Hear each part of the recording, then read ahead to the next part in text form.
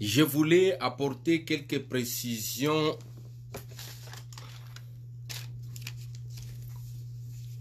avant de commencer sur ces sujets, vous qui êtes déjà là.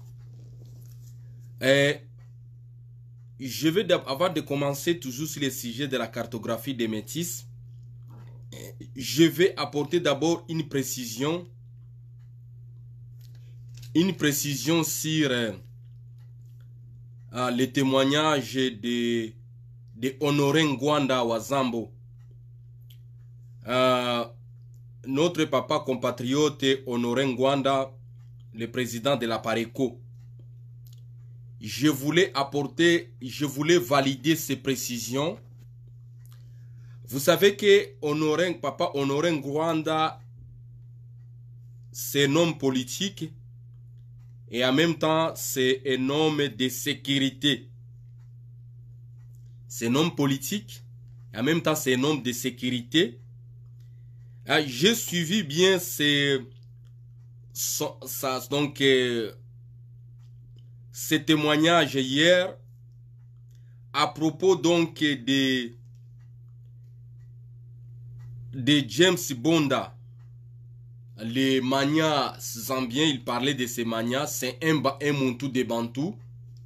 Je pense qu'il fait partie des Batois ou des Bambouti, des Bantou Bantois ou des Bantou Bambouti ou des Bantou Banka de la Zambie.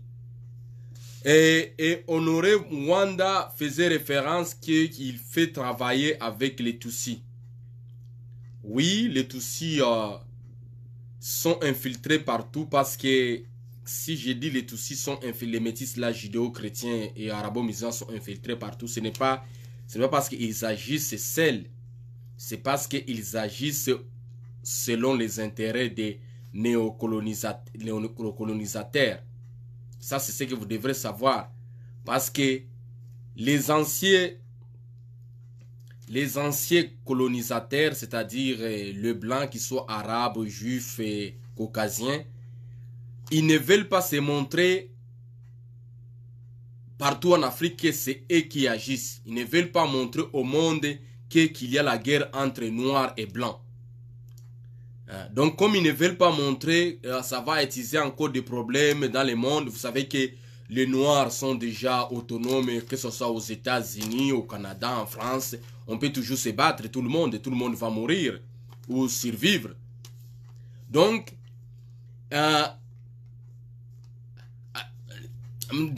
qu'est-ce qu'ils veulent faire? Ils cachent cette guerre qu'ils mènent contre les Noirs derrière les métis.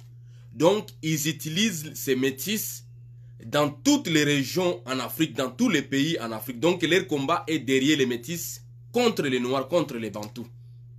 Donc, c'est normal que les métis aussi là, utilisent aussi d'autres Noirs, d'autres Bantous. Hein? Je donne un exemple concret. Les Moulouba là, qu'on a interprété en Europe, Roger.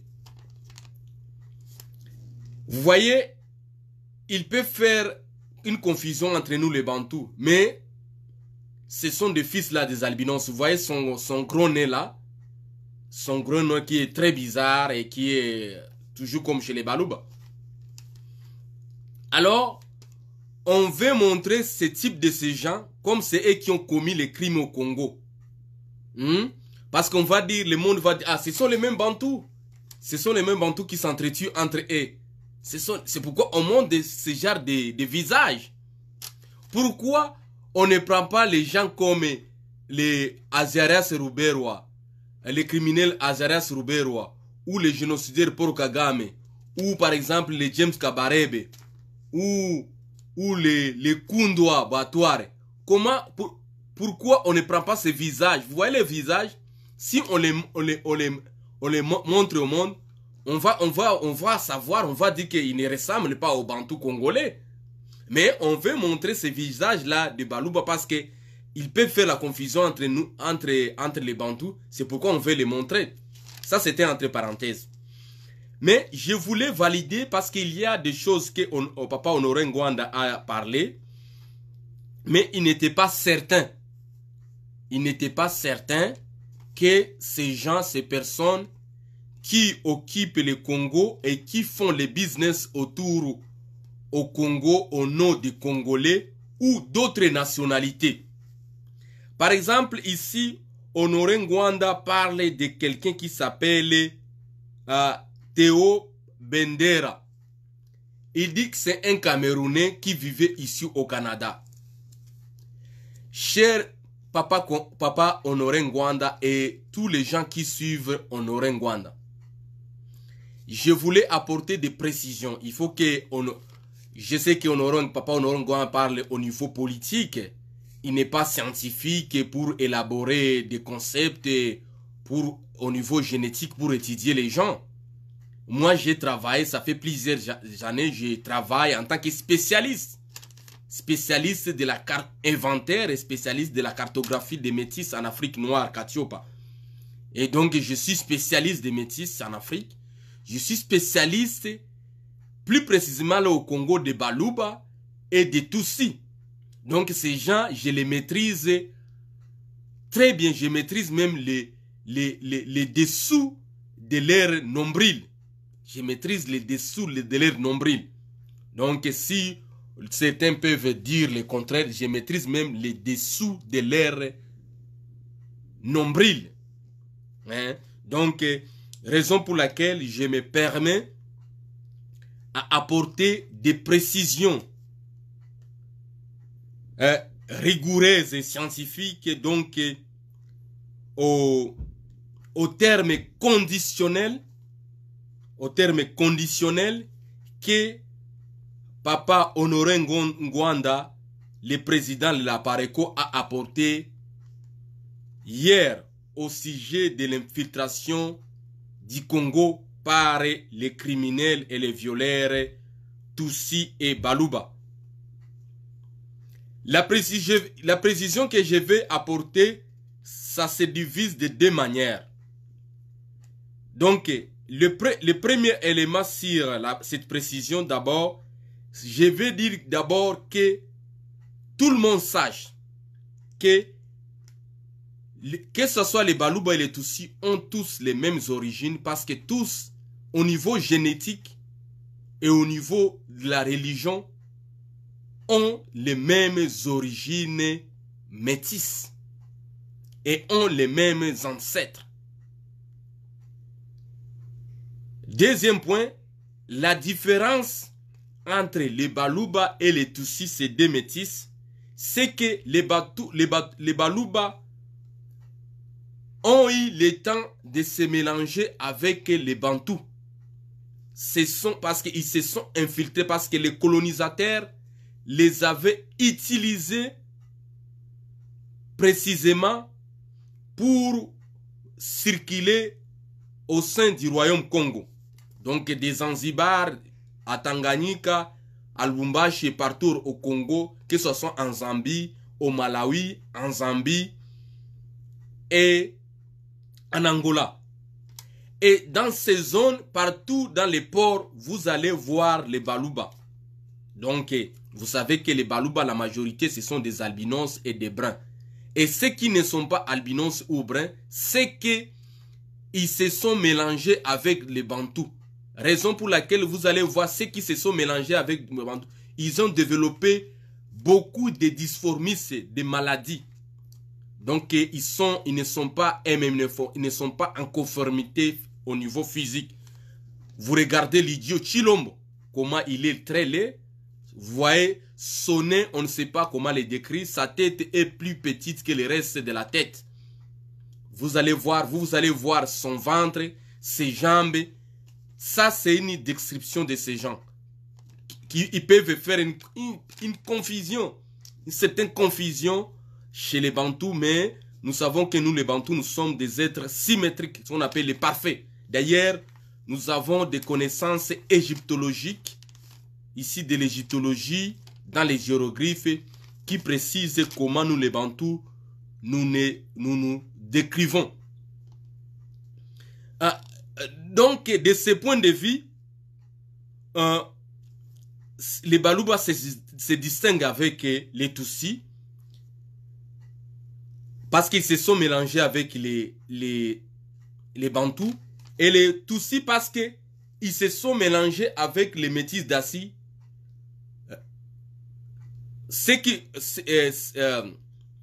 Raison pour laquelle vous voyez que les Tutsis ont les mêmes faciès, les mêmes phénotypes que les Métis d'Asie, ou les Métis ou les Maghrébiens, ou les gens du Moyen-Orient. Quand vous voyez les génocides de Paul Kagame, et vous voyez avec les légions romaines, par exemple, nous prenons Binkington. Vous voyez que Binkington et les génocides de Paul Kagame, tous ont les mêmes faciès. Peut-être c'est la peau, c'est la couleur de la peau qui va changer, celui qui est un peu clair et l'autre qui n'est pas clair. Vous comprenez ça bien? Et quand vous allez voir encore les enfants d'Imetip Obama, Barack Obama, vous voyez ce mélange, vous allez voir que ces enfants ont les mêmes faciès que les enfants du génocidaire de Paul Kagame. Donc les criminels Barack Obama et les génocidaires Paul Kagame, leurs enfants se ressemblent. Vous voyez ça? Ont des ressemblances des métis d'Asie. Donc, pourquoi j'apporte ces deux précisions-là, ces deux éléments, pour que vous me compreniez pour que vous compreniez ce que je viens dire. Parce que ce que je vais dire, c'est pour préciser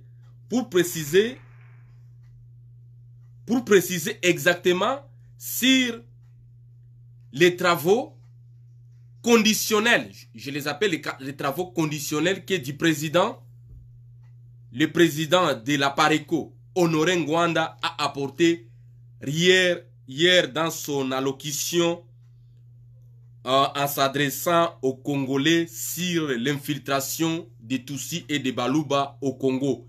Et il a accentué sur les Manya, il fait partie des Bantous, James Bonda. James Bonda, c'est James Bonda, je crois, ce qu'il disait. Oui, il disait de James Bonda. Je pense que c'est ce qu'il parlait. Et Ngwanda a cité quelques noms. Il a parlé de quelqu'un qui s'appelle Théo Bendera. Théo Bendera, il a des nationalités camerounaises. Mais Théo Bendera, il a la nationalité camerounaise, mais il n'est pas bantou, il ne fait pas bantou. Donc Théo Bendera, soit ça doit être un Tutsi, comme les Tutsis prennent toujours de la nationalité des gens, parce que j'ai vu sa morphologie, soit c'est un Pel, les Pel aussi des métis, ou ça peut partir aussi des Bamileke, parce que les Bamileke et les Baluba, ce sont les mêmes gens. Donc voilà la précision qu'Ngwanda, parce qu'il parlait dans les conditionnels, je lui précise que celui-là qui s'appelle Théo Bendera, ce n'est pas, il porte seulement l'identité des Bantous du Cameroun, mais il ne fait pas partie des Bantous. Il doit être de ces métis Pel ou Tutsi ou Bamileke. Ça, c'est une précision en tant que généticien à garder. Il parle de... il y a un... Comment ça fait des dégâts? C'est quand je parle, je me termine, hein, parce que quand ça commence à être comme ça, donc il y a un problème. Et il parlait aussi de... il y a quelqu'un qui s'appelle Yann Fumwatu. Yann Fumwatu. Yann Fumwatu, quand tu vois ses cheveux, il a des cheveux blancs et des Baluba, des Tutsis. Ce sont les mélanges encore avec les Baluba et les Tutsis. Donc, ce sont les mêmes gens. Et quand vous voyez aussi Dominique Migisha, si vous googlez, vous allez voir, il travaille avec Lidio Chilombo. Lui aussi, c'est un Tutsi. Friday, M. Froide, qui est l'ambassade de la Froide Nyambe, qui est l'ambassadeur de la Zambie au Congo, en République démocratique du Congo. Lui aussi, je donne une précision que c'est un Tutsi. Ou encore, ce sont les mélanges encore entre les Baluba et les Tutsis. Parce que les Baluba ont été utilisés par les colons pour prendre, pour donc assujettir les Bantous là en Zambie.